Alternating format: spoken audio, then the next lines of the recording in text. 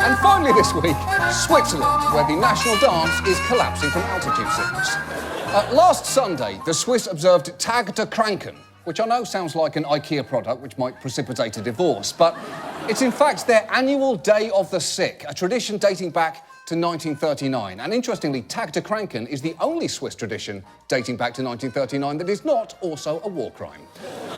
The theme of this year's Sickness Day was laughter, and no one embraced the theme more than Swiss President Johann Schneider-Ammann, who gave a speech on the subject without cracking a smile once. Dear friends, those who know sick people, dear caregivers, laughter is good for your health, according to a popular saying.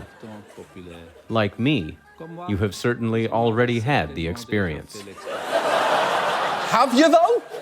Have you laughed? Because you have the permanent expression of a school principal telling a child his hamster was trampled by the marching band.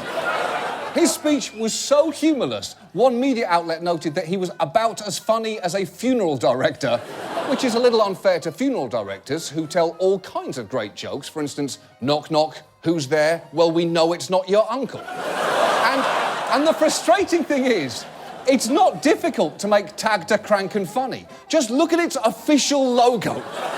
It is supposed to be a doctor caring for a patient, but it's pretty clearly two priests fucking on a kitchen table.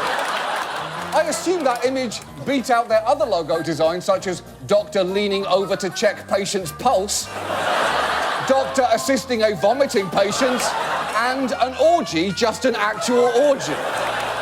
But I'm sure the Swiss president would see no humour in that, as he seems to be very clear about the rules of what constitutes comedy. A cynical laugh, with the goal of derisively mocking a person, is not a good laugh, in my opinion. Well, I hate to break it to you, Mr. President, but those are the exact laughs that we're all enjoying right now, and I feel great about it. And now, this.